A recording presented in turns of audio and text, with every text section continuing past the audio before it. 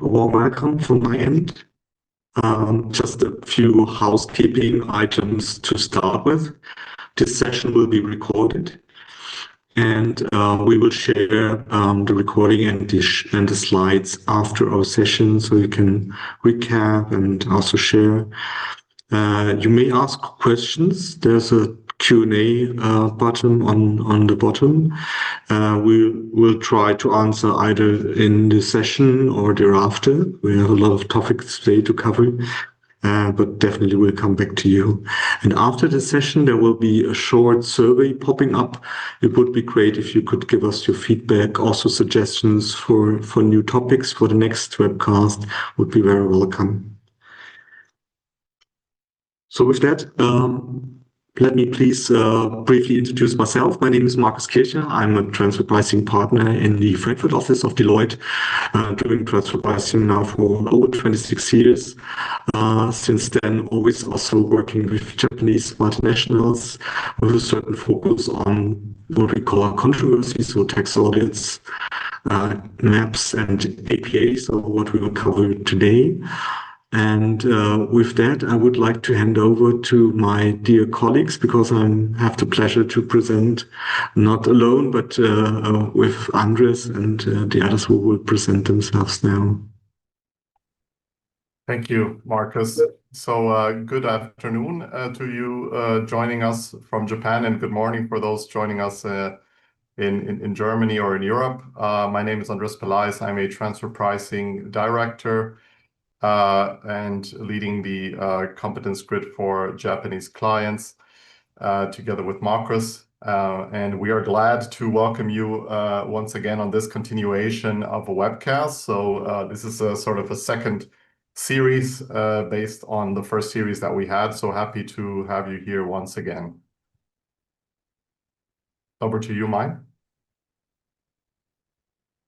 Thank you for the introduction. I am Mai Bata. I'm a senior manager at Deloitte Japan transfer pricing team. I also used to work at Deloitte Germany for a few years until 2022. It's a pleasure to take part of the webinar today, and I hope this gives you a useful information about German and Japanese APA and MAP practices. So over to Sarah-san. Hi everyone, I'm Sarah. I'm a transfer pricing professional at Deloitte Germany, and I'm located in Frankfurt. I support for Japanese companies located in Germany for transfer pricing matter. In this session, I will explain today's session in Japanese. I'm very looking forward to have a discussion together with you. Thanks a lot. And with that, let us take a look at our agenda for today. Next slide. So we will have a brief introduction on introducing the case study we have discussed last time. So a brief recap, because on the basis of that case study, we will then look into the core topics for today, which is the mutual agreement procedure, the key tool for eliminating double taxation resulting from tax audits. And in the next step, we will take a look at advanced pricing agreements, which is the main tool to get tax certainty in transfer pricing matters in advance. So not waiting for a tax audit, but to clarify things with the tax authorities before a tax audit. With that, let us take a look on the next slide, where we have a case of a German subsidiary of a Japanese multinational. This company has undergone a tax audit for 3 years. And in one of the years, the company had an operating margin below the arm's length range, the interquartile range. And as a result, the German tax authorities are looking into a transfer pricing adjustment, saying, okay, this year the margin is not at arm's length. they could do principally under the German tax code to make an adjustment to the median, so quite a significant adjustment. But what often happens in tax audits is that the tax auditor is suggesting a lower TP adjustments here to the lower quartile, but under the condition that the taxpayer is not entering into a mutual agreement procedure. The problem with that is that this will lead to finally to double taxation, because from a Japanese perspective, a unilateral corresponding adjustment is not possible outside of a map. So that means that a map is really necessary here to avoid double taxation in the end. And that we will look now in more detail in the next slides, how that is actually working.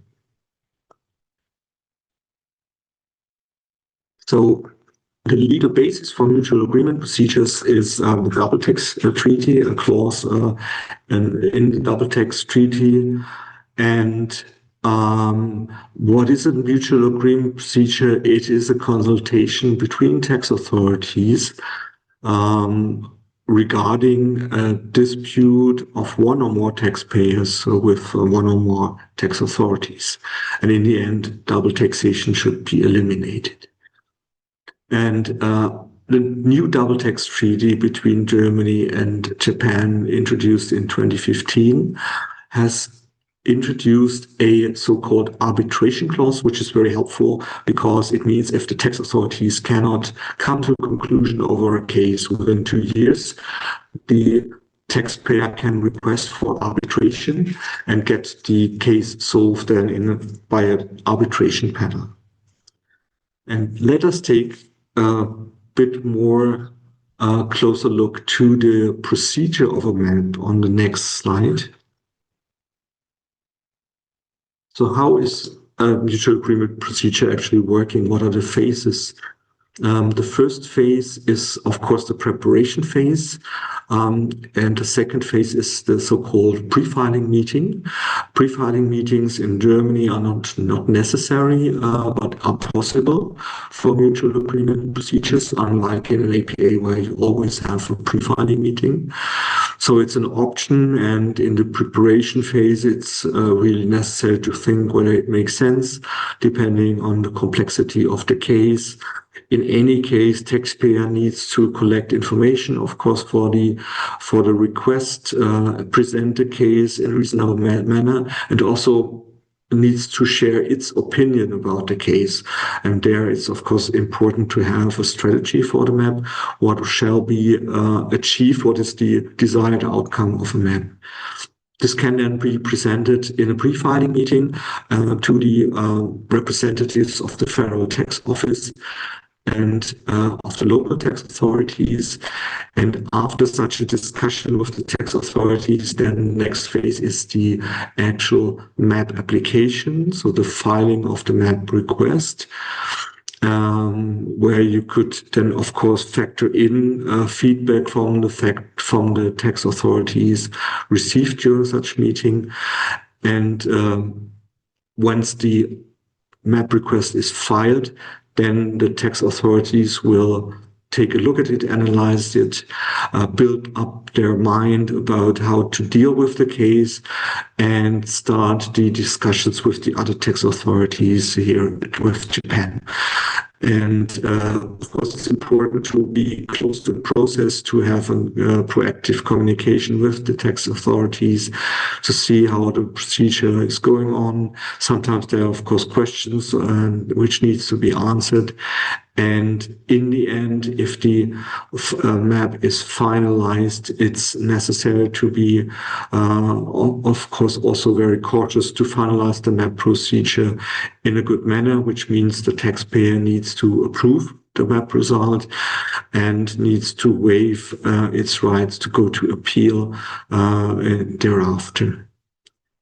And let us take a look at the next slide. So after we discussed a little bit how a mutual agreement procedure works, what are really the pros and cons of such a procedure? As I've said, with the arbitration clause, the chances of success are, of course, very high. There are only limited transfer pricing cases where you do not come to a conclusion. And so the duration is also kind of limited. In the best case, it's 2 years. If you need arbitration, it's up to 3 years. And the mutual agreement procedure might have some factual benefit also for years thereafter, because if it's the same facts and circumstances, of course, the result of the mutual agreement procedure could also be applied for the future. But that's not a formal tax certainty. For that, you need an APA, which we will discuss later. And of course, it is to some extent a time-consuming process. So you need to take that into consideration. So let us take a look on the next slide.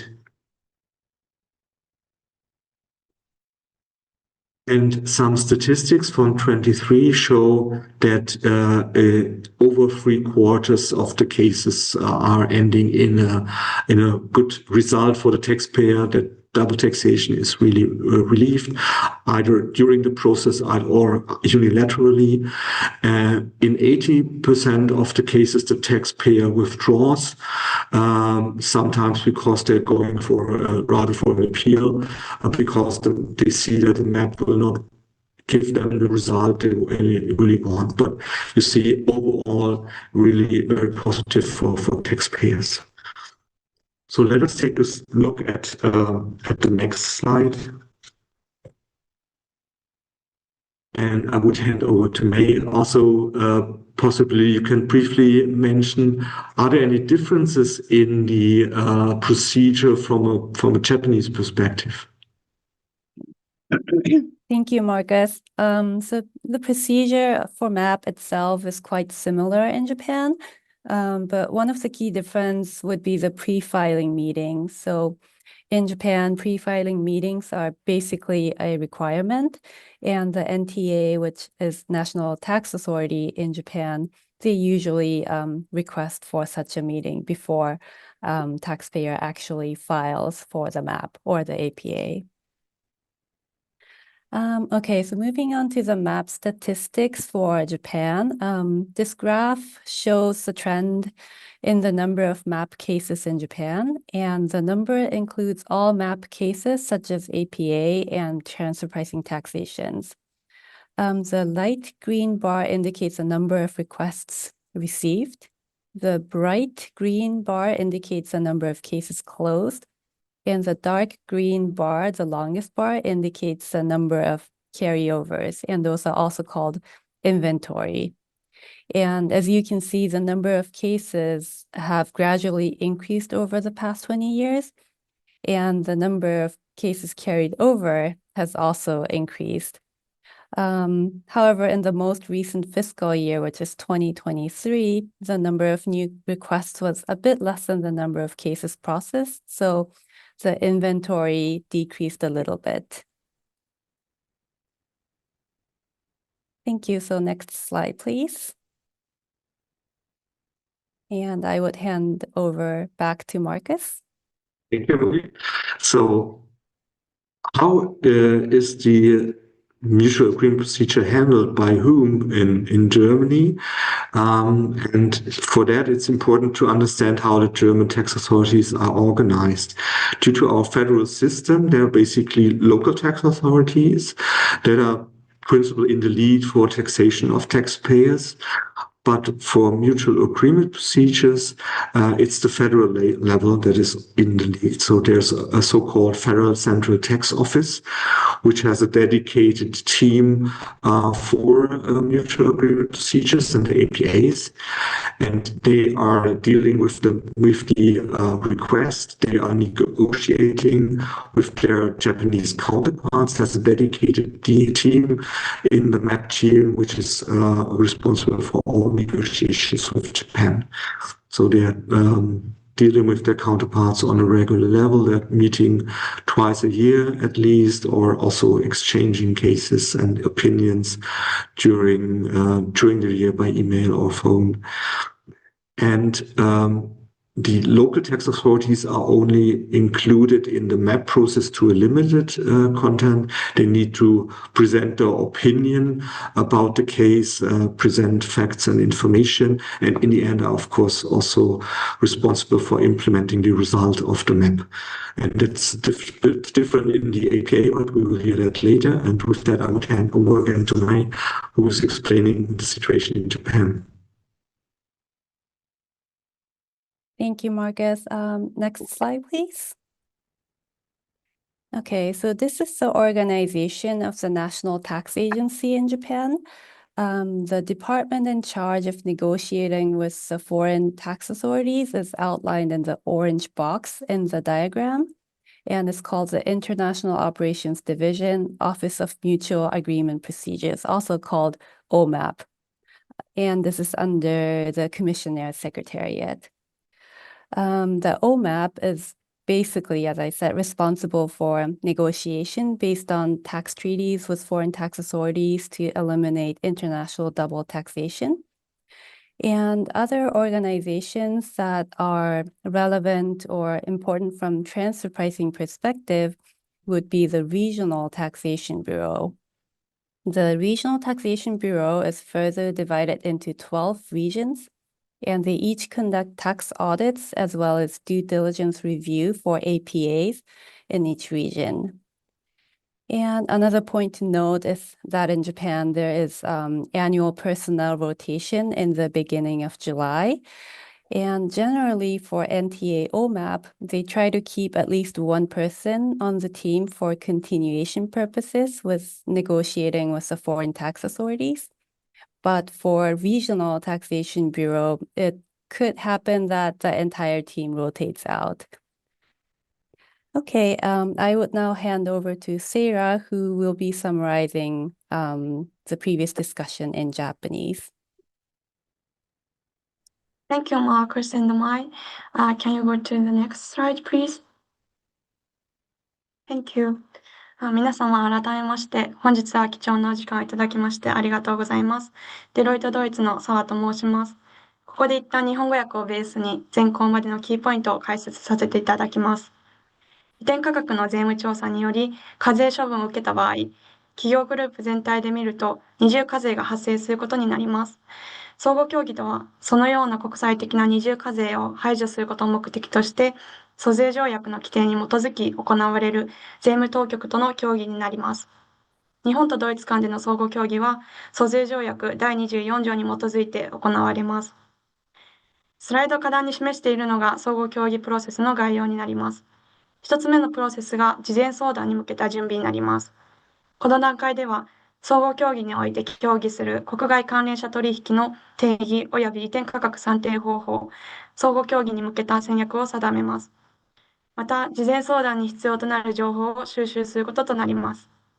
そして相互協議では、税務当局との協調的な関係の有無が相互協議の成否に大きく関わってきますので、事前相談の段階から税務当局とより良い関係性の構築を目指すことが肝要となります。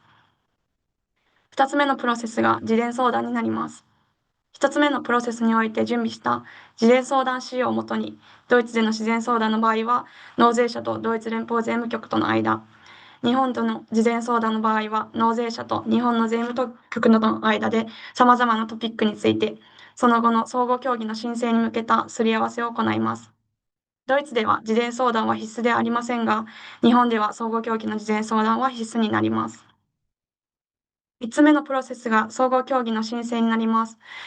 事前相談及びその後に提供された税務当局からのフィードバックを分析し、相互協議申請への戦略をアップデートし、相互協議申請との準備及び提出を行います。最後のプロセス、相互協議申請後ですが、ここでは税務当局からの情報提供依頼への対応や、税務当局からのフィードバックコメントのレビュー及び回答を行い、最終的に相互協議の合意、もしくは取り下げを行います。また、税務当局が発行された最終相反のレビューも行う場合もあります。Can you go to the next slide, please? こちらのスライドでは、総合競技のメリット、デメリットを示しております。総合競技のメリットといたしましては、二重課税が排除される可能性が相応に高いと考えられることです。2023年の OECD のデータによりますと、ドイツで申請された総合競技のうち 72% の事例において二重課税を完全に排除することができたという結果が出ています。また、この後、開設する事前確認制度 APA とは異なり、総合競技への法定申請料もかかりません。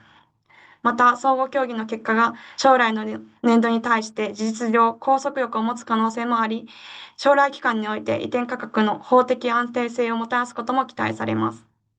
デメリットといたしましては、総合競技は約2年程度の期間を要し、一般に時間のかかるプロセスであること、申請した場合であっても確実に二重課税を排除する結果にはなるとは限らないこと、また、租税条約の締約国が相手でなければ申し立てができないことなどが挙げられます。Can you go to the next slide, please? Thank you. 以下の図はドイツ連邦中央税務局の組織図になります。ドイツでの連邦中央税務局はドイツ語で BZST と呼ばれており、BZST と呼ばれる税務局が事前確認制度 APA や相互協議及び共同税務調査などの様々な国際税務事案を担当しております。それとは対比的に各地方の、税務調査は各地方の税務当局が一般的に行います。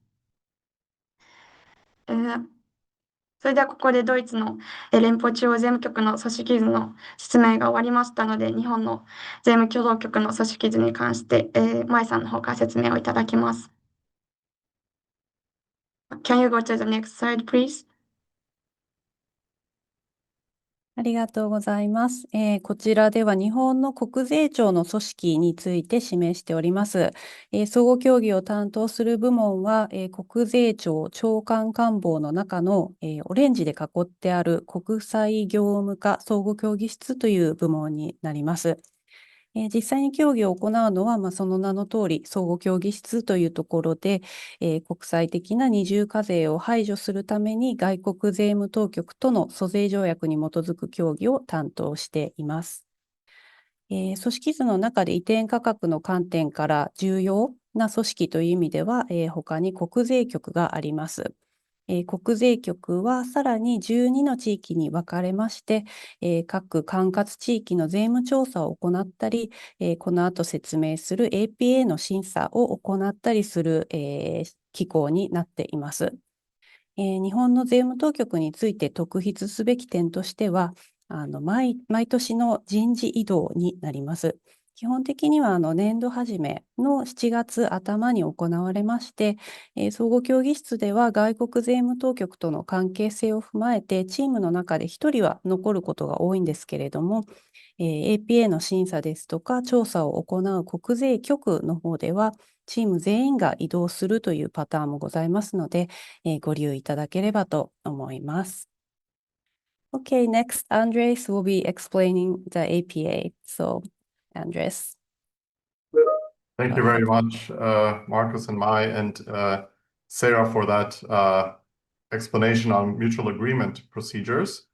So, as we have discussed, we can see in the next slide, over to the next slide, as we have discussed in the past slides, the possibility of entering a map. So, we have seen that map focuses on double taxation, which is based in the past, so something that it has already occurred. So we can say that a map procedure is really more of a reactive tool once double taxation arises.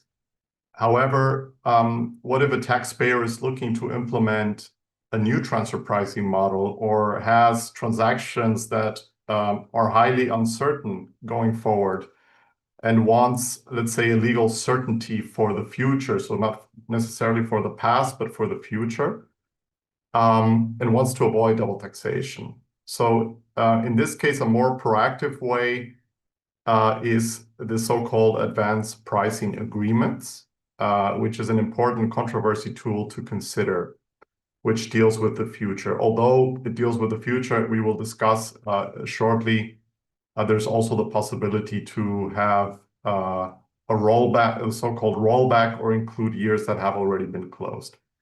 So what is an advanced pricing agreement?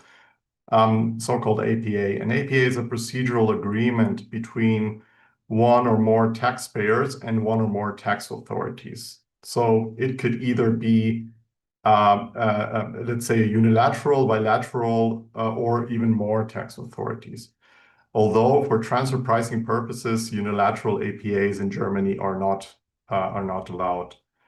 And basically, the APA prevents transfer pricing disputes by establishing, let's say, a set of criteria in advance to be applied for a specific period of time for specific cross-border control transactions. And implementing an APA obviously avoids the conflicts between or arising in the context of a tax audit, and potentially reduces costs from these tax audits, disputes, or any litigation that might come up. We will be discussing that an APA, of course, also has a certain cost associated to it. But in general, it is a very useful tool to avoid further disputes in a tax audit. In addition, it allows companies to operate with let's say, a greater predictability in their environment and in their business transactions. So the legal basis for an advanced pricing agreement, as you can see in your screen, is what Markus has already touched upon, which is Article 24 of the Double Tax Treaty between Germany and Japan. Although Article 24 does not explicitly mention an APA, it does allow for countries agreeing for Japan and Germany in this case, to find mechanisms to reduce double taxation resulting from income adjustments, but also to openly discuss risk mitigation approaches going forward with tax authorities. Therefore, the APA is, let's say, its legal application is based on Article 24 of the Double Tax Treaty between Germany and Japan. When requesting an APA, we will see also in the next slides, the taxpayer submits a request to the tax authorities, who then negotiate based on certain principles, and to avoid the double taxation that would potentially arise going forward. Rollback years I mentioned are also allowed. So a taxpayer can apply for an APA for a period of up to maximum 5 years, and on top of that, it could also be possible to apply that advanced pricing agreement to past years. However, these past years, the number of past years that would be allowed would be, let's say, highly dependent on the timing of a MAP process. Usually it's 3 years after the notification that is potentially going to give rise to double taxation. So basically, the rollback years are, let's say, managed as part of a MAP process. In Germany, the APA is regulated by Section 89A of the Fiscal Code. And similarly, the Ministry of Finance has published also recently guidance on APA on June 24 of last year, which substituted earlier guidance. And this guidance provides several procedural aspects that lay out how tax authority, what to include in the filing procedure, the timing of the documents that need to be provided, deadlines, costs, and further guidance. So what we see here in this slide is basically the process of how an APA, let's say, works. So we have already, let's say, discussed the more theoretical aspect of an illegal aspect of an APA. But here we can see how the process is laid out. And basically, there's 4 types of phases for an APA application. The first phase is the preparation of a pre-filing meeting. So basically, here the taxpayer defines the strategy and, let's say, the proposed transfer pricing methodology that should be part of the APA. Here you also have, let's say, the resource planning between the taxpayer and the respective consultants. This is also, let's say, a phase where taxpayers can also evaluate what is the cost-benefit analysis of an APA.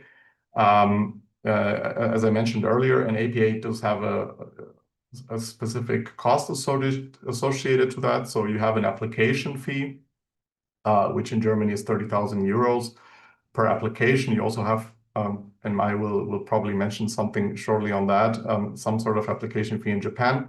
And of course, the taxpayer also has the associated costs, consulting costs that are associated to this procedure. So this is something that can be evaluated in this process. Also in this phase, the taxpayer collects information generally required. So in the case of Germany, I mentioned earlier, the Federal Ministry of Finance has issued a guidance on APA, and in this guidance you have several documents and information that needs to be submitted as part of the application. So this phase is really the time to start collecting this information as well. And then finally, you have a preparation and presentation of the key aspects that the taxpayer would like to propose in the APA before the pre-filing meeting. So this preparation phase is very critical. Here you set really the strategy, and of course you also try to evaluate what the costs associated to that are, and also the information. The next step is the pre-filing meeting. So Marcus also mentioned in his explanation regarding the MAP procedure about the pre-filing meeting. In the case of an APA, there's also the possibility of having a pre-filing meeting together with the Federal Tax Office to, let's say, discuss the case on a non-binding scenario. So whatever is mentioned in that meeting is not legally binding. However, it does provide quite a lot of information to the taxpayers of how the tax authorities see the specific case. So the taxpayers might get some insights as to how the Federal Tax Office sees the case, if they sort of see it fit for an APA, or if they believe there are other aspects to consider. So it's quite a helpful meeting. And this pre-filing meeting is done both in Germany and in this case also in Japan, and provides as I mentioned, a very important information and exchange with the tax authorities. It's also a meeting that will also allow the taxpayer to know what to improve in the APA application, or even in some cases simply desist the possibility of going into an APA. In this meeting, you also, besides having the Federal Tax Office, you also the Federal Tax Office also invites the local auditor, so the auditor that has been in charge of this company in the past. And the, let's say, local auditor is also part of the process. So the obviously main decision maker is the Federal Tax Office. However, the Federal Tax Office also relies on the local tax auditor for providing certain information. The local tax auditor might have also historical information from previous tax audits. So this information is very critical, or at least for the Federal Tax Office, very helpful to understand a bit more in relation to the taxpayer. And of course, you have the respective taxpayer also present in that pre-filing meeting. And here you, of course, will discuss all the presentation that you prepared in the preparation phase with the tax authorities, and then get their respective feedback. So after the second phase, we go to the third phase, which is the actual APA application. So in this phase, if the taxpayer has decided that based on the pre-filing meeting, they will continue with the APA application, then this is really the phase where you start preparing all the respective reports for the APA application, and also the taxpayer might tweak some, let's say, aspects of the initial strategy or of the initial planning based on the pre-filing meeting. If some things were discussed in the pre-filing meeting that need to be changed according to the tax authorities, then this can be done here in the APA application. As mentioned, the APA application has a submission fee in Germany of 30,000 euros for the first time. And there's, in case of a renewal, then there's another fee that applies, which is much lower than the 30,000 euro. And then after you have that APA application, that is handed over to the German tax authorities and at the same time on the Japanese side. And then we enter into, let's say, the fourth phase. And in this fourth phase, that's where, let's say, the taxpayers, let's say, sit back a bit and then allow the tax authorities, the competent tax authorities of Japan and Germany to discuss amongst each other the specific case at hand. During this fourth phase, there is nonetheless interaction with the taxpayer. So in some cases, when the competent authorities of Japan and Germany meet, they have these meetings between themselves. However, after these meetings, or even before these meetings, the respective competent authorities ask for certain information to the local taxpayer, which will be helpful for them to negotiate with the other competent tax authority. And then, the tax authorities have at one point to decide and agree on the specific case. Once the tax authorities agree between themselves on the specific APA case, some things can be modified depending on how long the process takes. And in some cases, the actual application is kept as it was filed. So in some cases, there is no significant change to that. But once the tax authorities agree, then they basically inform the taxpayers that they have agreed on the APA application, and then the taxpayer has to then formally sign the APA application. And by doing this, the taxpayer also renounces its right to appeal against any tax assessments during the period that is covered as part of accepting, let's say, the APA negotiation. And last but not least, once there's the agreement and everybody's, let's say, signed the agreement, you have, or the taxpayer must submit annually reports which basically prove that there has been compliance, that they're in compliance with the APA terms that have been agreed. These reports are not extensive like a, let's say, full-blown transfer pricing documentation, because the case has already been agreed between the tax authorities. But rather, it's just relatively short, showing that what has been agreed in the APA has been carried out by both tax authorities. So overall, this fourth phase is, when we look at the situation between Germany and Japan, our experience has been normally that an APA takes somewhere between 2 to 4 years. In some cases, it might be a little bit different depending on the, let's say, the mechanics and also the complexity of the case. But usually that's a time frame that taxpayers would have to consider. So, I mean, I would be quite interesting, Mai, to hear your view from a Japanese perspective. We've discussed this. Of course, this is a bilateral case, so there has to be quite a lot of coordination, and the key is also consistency on applying the same thing in Germany while you do that in Japan. But do you see, Mai, any significant difference to all these fourth phases that we've discussed, or anything you want to mention that is specific to Japan? Thank you, Andres. I would say there are two key differences in Japan. One is the user fee or the application fee in Japan. There is no application fee for applying for new or renewal APA, so that is very good for the taxpayer. Another point would be on the procedure. As I briefly noted when explaining the organization, the APA review process will be done by the Regional Taxation Bureau. So it is a separate department that actually negotiates with the foreign tax authorities. So once the Regional Tax Bureau completes the review, the case would then be escalated to the NTA OMAP, who would be actually negotiating with the foreign tax authorities. Okay, perfect. Thank you for that insight, Mai. That is very interesting to see. And I mean, one thing important to mention is that our experience is that both competent authorities in Germany and Japan have a quite, let's say, good relationship. There's quite a lot of cases.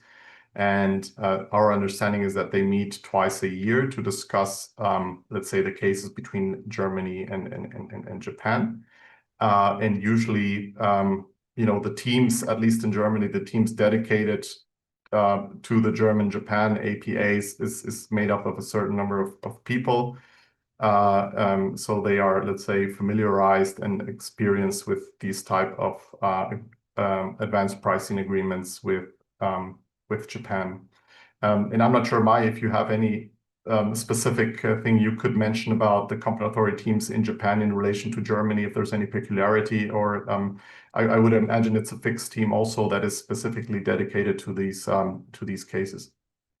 Yes, I was, excuse me, I was actually going to mention it later on, but the NTA actually views that it takes a little bit longer with Germany to resolve a case compared to other European countries because Germany's local tax authorities have a really strong say in the negotiation, so they could bring up new issues during the negotiation process. So that is one thing notable about the German authorities from the Japanese tax authorities' view. Okay, thank you very much, Mai, for that. And if we can move to the next slide, please.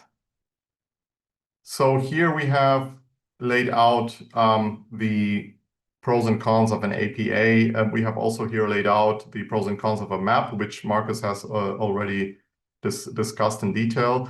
I guess here we have just put these together, but it should be clear that it's not either or. So it's not that you go for an APA or a MAP because they're two different things. As we said, the MAP is really more of a reactive tool when double taxation already rises. Whereas a MAP is more of a proactive tool where taxpayers want to avoid double taxation going forward, but also, as I mentioned, in the context of having the possibility to use that also retroactively under a rollback. So going into the pros of an APA, it's obvious. I think we have mentioned it. It's the topic is to avoid double taxation, so this is something that can be reached. The standard process is to get certainty for open years and future years as well. We have also discussed that in the context of a rollback. What is, I guess, important is also that an APA can also be a persuasive tool of negotiation outcomes in other territories. So even though you might have a legally binding agreement between Germany and Japan, having that sort of legally binding agreement between Germany and Japan can serve as an effective tool for negotiating similar outcomes in other territories or other territories that are somehow tied to the transactions between Germany and Japan. Even though there's no legal certainty on that, it does provide some sort of persuasive effect to other jurisdictions. And then there's, of course, the advantage of it closer to real time. So in the case of a MAP, you might be dealing with tax audits that have already passed for several years, or tax audit periods that have already passed for several years. In the case of an APA, you're dealing really with the current situation and, of course, on the future. What is important to mention is also the atmosphere in the case of an APA is much more cooperative than under a MAP, because you are proactively approaching the tax authorities, which means that you are basically relying or openly discussing with them the case that you have, and that obviously makes it a much more cooperative atmosphere than a previous double taxation that has already arisen. And we have mentioned also the rollback in this case, which is also a good part. And I think an APA overall provides you a greater flexibility. So you have an idea in mind, you have a model in mind, but this can be changed as part of the pre-filing meeting or as part of the negotiations with the tax authorities. I think on the contrary, we have seen that there is a cost associated to that. Of course, there's also timing to consider, which we mentioned roughly. In some cases, it can be 2 years. In some cases, can be a bit more, up to 4 or 5 years. So this also needs to be completed or considered. And the other part is the APA does not completely guarantee that the tax authorities will agree on the case. But however, it's been our experience that in case, at least for the cases between Germany and Japan, there is really already a high commitment to agree on APA cases between the tax authorities. So if we go to the next slide. Here we have just a very short statistics for Germany. We just wanted to show basically quite a lot of number of APA cases that Germany is dealing with. Important to note, this is not the APA cases between Germany and Japan. This is just overall the APA cases for Germany in total with all countries. And here, I think the key takeaway is that the number of inventory cases that they are dealing, or the cases that they're dealing with, is quite significant and is, from our perspective, over more increasing during the years. I think in the next slide, we have also the statistics, but from a Japanese perspective. So I will pass it over to Mai, who can just provide us some detail on this. Over to you, Mai. Thank you. This graph shows a very similar trend to the number of MAP cases that I mentioned earlier, but only shows the APA portion. And if you look at the number for MAP and APA, you can tell that the majority of MAP cases are actually for APAs. At any given year, there are generally twice as much inventory as the number of new requests. That was a very brief explanation of the trends in Japan. I would now hand over to Sarah, who will be summarizing in Japanese. Thank you, Andres and Mai. Can you go to the next slide, please? ここから日本語訳で事前確認制度 APA に関して解説させていただきます。先ほど相互協議に関して、解説したように移転価格の税務調査により課税処分を受けた場合、企業グループ全体で見ると二重課税が発生することになります。事前確認とは、そのような国際的な二重課税を未然に防ぐことを目的として、独立企業間価格の算定方法等につき、税務当局が事前にその合理性を検証し確認を行う制度になります。日本とドイツ間での事前確認制度も、租税条約第24条に基づいて行われます。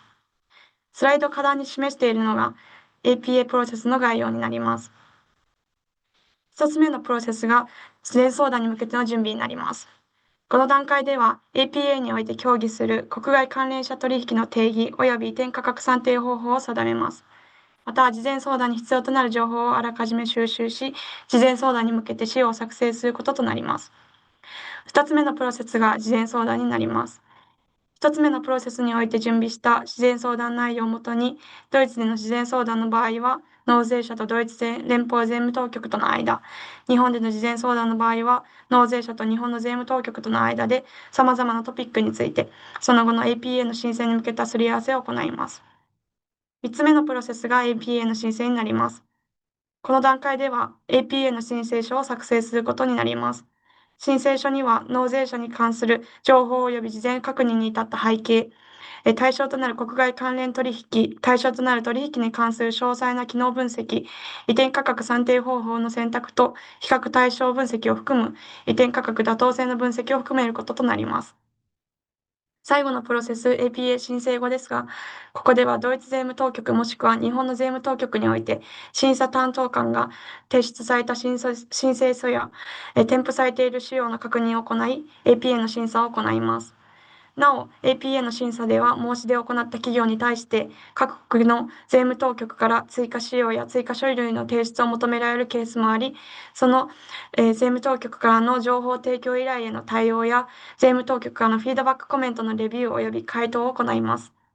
審査が無事に終了すると APA の申し出を行った申請者へ審査結果が通知されます。望ましい結果が得られなかった場合は、申請を撤回することや、修正申し出を提出して反論することも可能とされています。APA 終了後、税務当局から確認通知が届けば、APA の取得となり、その後申請者は定められている期限までに年次報告書を提出することになります。また日本とドイツの APA の違いですが、ドイツとは異なり、日本では APA の申請料がかかりません。また日本では APA 申請後、国税局が審査を行い、審査完了後、国税庁総合協議室が外国税務当局と協議を行います。Can you go to next slide, please? こちらのスライドでは、前日の相互協議にかかるメリット、デメリットに追加して、APA のメリット、デメリットをまとめています。APA のメリットといたしましては、合意した場合に、基本的にバイアテラルであれば、二重課税リスクの回避が可能になることです。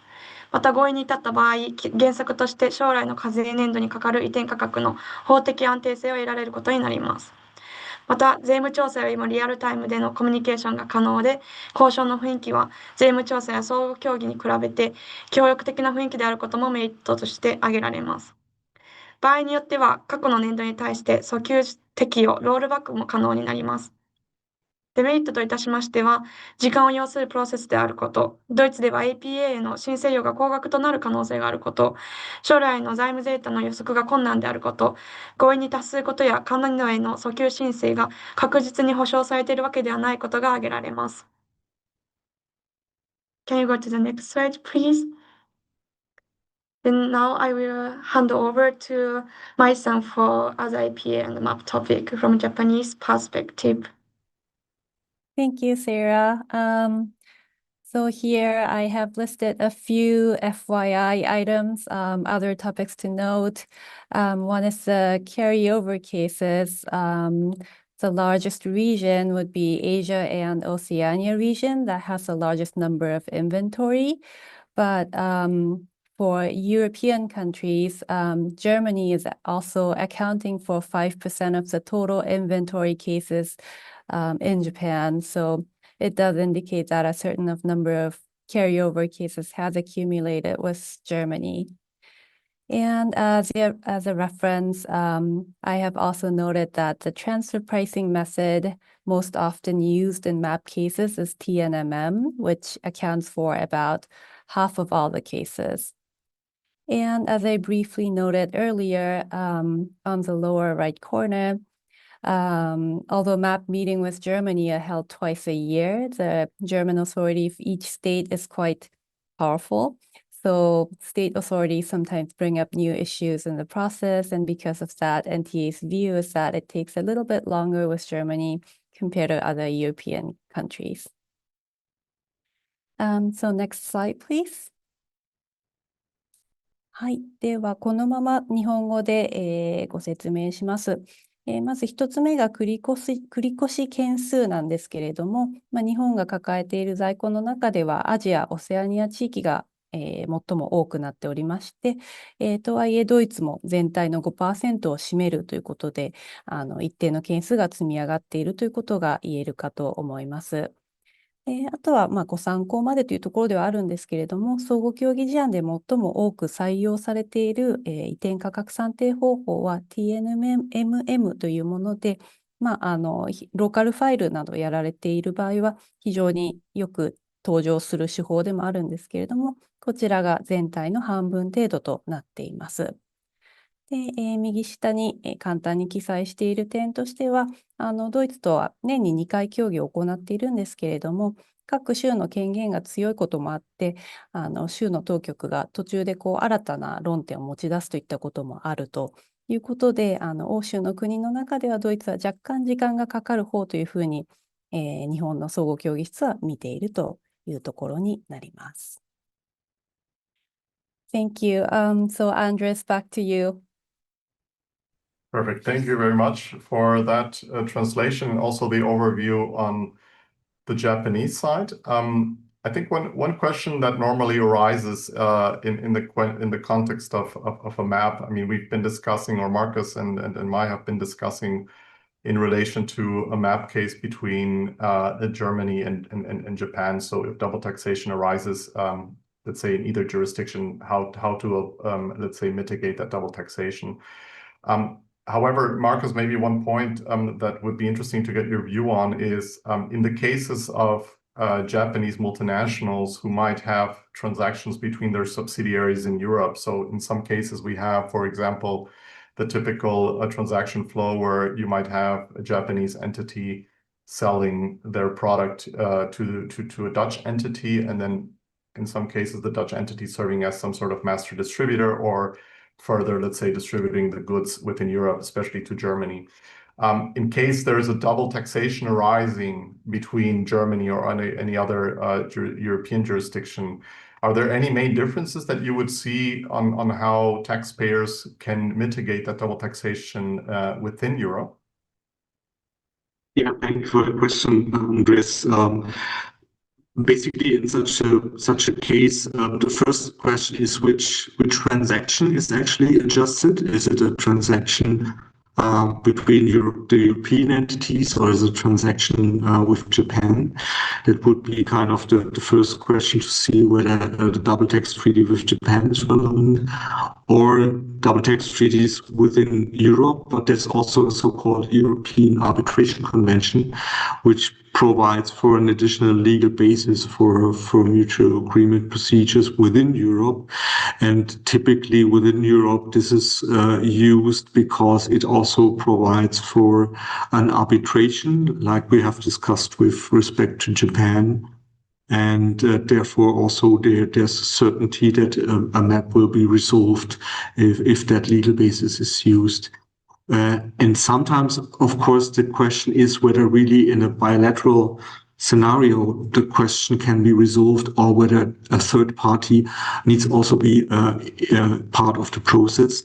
Then we would then have even a trilateral map, which is basically formally a combination of two maps. One, for example, in your example between Germany and the Netherlands, and then the Netherlands and Japan, if the tax authorities come to the conclusion that in a bilateral setting that cannot be resolved. Perfect. Yeah. Thank you very much for that insight, Marcus. And I think in that respect that the other question that normally arises is what sort of cases are suitable for an APA. I mean, maybe you can add something on that, Marcus, but from my perspective, I mean, generally taxpayers are legally allowed to apply for an APA to avoid double taxation. However, my experience has been that the Federal Tax Office is normally, let's say, dealing with priority the cases that where there are big amounts of transaction volumes, or let's say high stakes or very complex transactions. Does not mean that they would not be accepting APAs with transactions that are lower amounts, but at least in terms of priority, that normally has been my experience. Yeah, that's, I think, a good summary. The key question is there a complexity in it? With at first glance, you have difficulties probably to solve with the local tax authorities. Then it's always a good possibility to involve also the federal level via an APA and get a better, technically better solution. Yeah. Yeah. And I think one thing we have also to know in dealing with this trilateral case that you mentioned that we were discussing earlier, yeah, in some cases it's a possibility to have in an APA the so-called critical assumptions, whereby, you know, even though you might have a legal APA agreement between Japan and Germany, in some cases the tax authorities might have certain critical assumptions, which might involve their subsidiaries. Which means that if these critical assumptions are violated, then the APA is let's say becomes no longer valid. So this is also important, something to consider, because in some cases you don't only have transactions between Germany and Japan, but also, you know, this trilateral cases that we discussed, and in some cases the margins or profitability of the other subsidiaries could potentially also be included as part of a critical assumption depending on the case. Very good. So I think with this, we have come to an end of our webcast. We have seen, let's say, the second part of this series on how to mitigate with double taxation. So we have seen ways on how taxpayers, besides negotiating in the context of a local tax audit, the possibilities that they have to avoid double taxation for the past and also for the future. Before going, we would like to just provide you or show you in the next slide. We do have a series of other webcasts coming up from our transfer pricing team here in Germany with regards to different topics. There you can see the dates and the specific locations. So if you're interested in any of these webcasts, please feel free to register. So thank you very much for joining us. I thank also our panelists, Marcus, Mai, and Sarah, for your input. Also from a Japanese perspective, it was very helpful to know that. And we wish you all a rest good of the day, and we see you next time. Thank you very much for joining.